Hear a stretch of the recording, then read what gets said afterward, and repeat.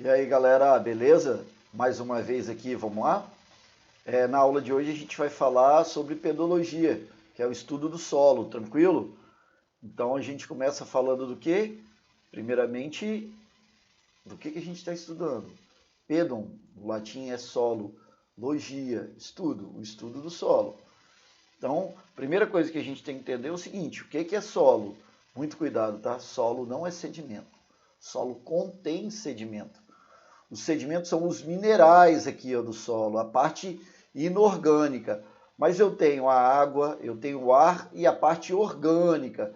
Então, tudo isso aqui compõe o quê? O solo, através de um processo de transformação chamado pedogênese. Então, a pedogênese é a transformação, é a interação desses recursos, os minerais mais a vida microbiana. Então, solo é o quê? É vivo, é dinâmico. A gente não pode esquecer isso. Sedimento inorgânico faz parte da composição mineral do solo, tá bom? Beleza. Os horizontes do solo são as camadas que os solos formam. Quanto mais maduro for o solo, mais desenvolvida é a quantidade de camada. Por exemplo, ó, solos primitivos, pouco desenvolvido, rocha matriz, olha como é que vai descendo. Ó, vai até onde? Opa, sai daí, Diogo.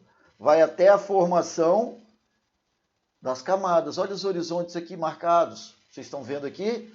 Então, isso faz parte da ação de quem? Dos agentes exógenos, ó, na formação do solo. Então, a formação do solo, ela interage na desagregação, que é uma característica do temperismo físico, e também na decomposição, que é muito usado pela água neste processo químico, tá? Isso vai formar os horizontes.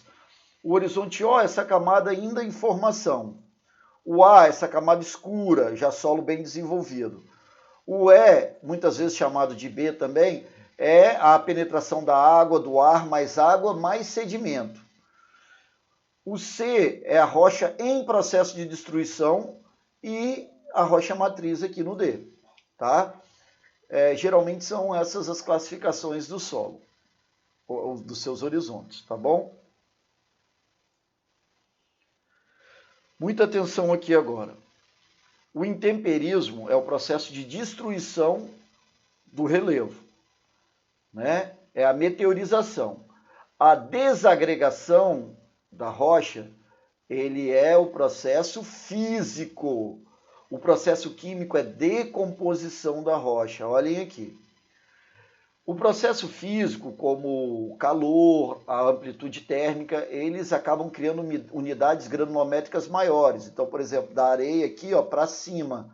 Isso aqui quem fez? O intemperismo físico, tá?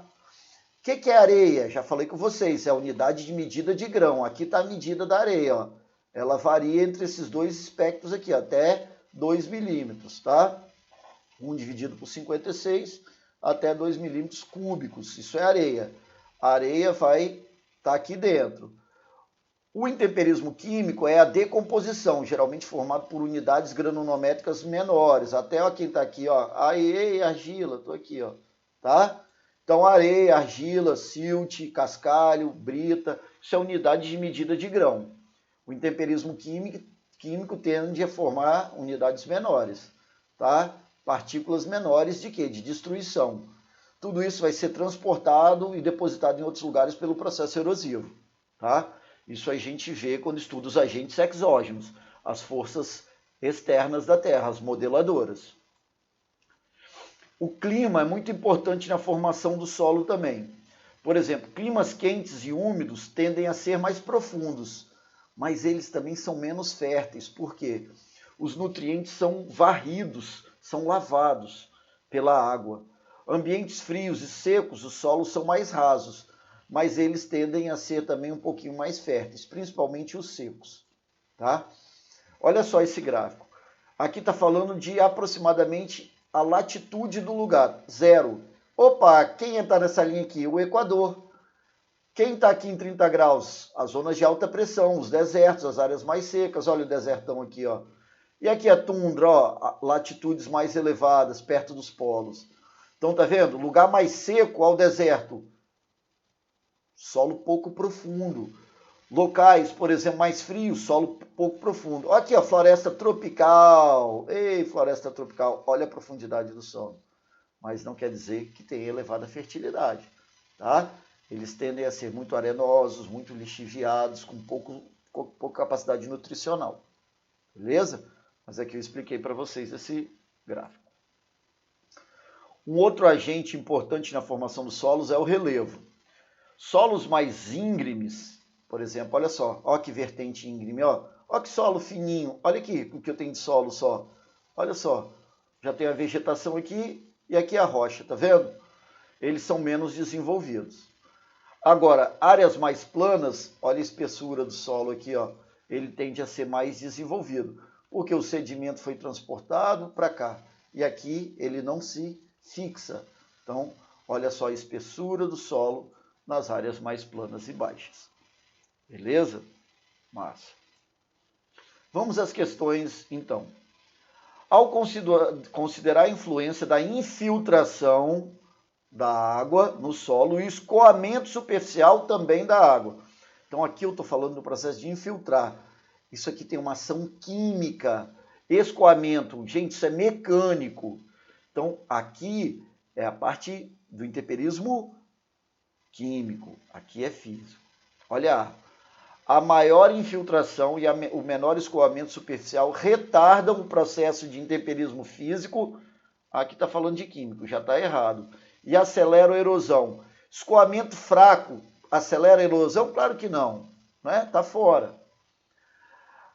A menor infiltração e o menor escoamento superficial inibir é barram, diminui a erosão? Claro que não. Não inibe a erosão, não. Aumenta a erosão. A menor infiltração e o maior escoamento superficial aceleram o intemperismo físico e químico e retardam. Maior escoamento vai retardar a erosão? Errada, querida. A infiltração e o escoamento superficial aceleram, respectivamente, sai Diogo, respectivamente, entre os processos de intemperismo químico, infiltração químico, certíssimo. Escoamento acelera, erosão, alternativa D. Marcaram junto comigo? Mais um ponto para a gente aí. Olha aqui. Essa foi uma questão do Enem de 2011, ó. O gráfico relaciona diversas variáveis ao processo de formação dos solos. A interpretação dos dados mostra que a água é um dos importantes fatores de pedogênese, transformação do solo, pois nas áreas de clima temperado ocorre alta pluviosidade e grande profundidade do solo. Olha o temperado aqui, ó. Grande profundidade? Não, profundidade intermediária, tá? Na zona temperada aí, tá bom? Lembrar que esse gráfico lembra aquele que eu mostrei lá em cima, né? Então eu vou ter por aqui assim, ó, o Equador, 45 graus, 90 graus está aqui assim, tá? Isso aqui é a latitude, tá vendo? Tem a variação de latitude aqui. Os climas tropicais ocorrem menos pluviosidade? Menor não, ó, menor não, é mais pluviosidade no tropical, tá? Zona de maior chuva, tá bom? A gente pode perceber aqui, ó, olha aqui, ó, linha de precipitação, ó, baixa precipitação, alta precipitação, ó, linha de precipitação, estão vendo aqui? Olha ela aqui, ó, tá chovendo mais.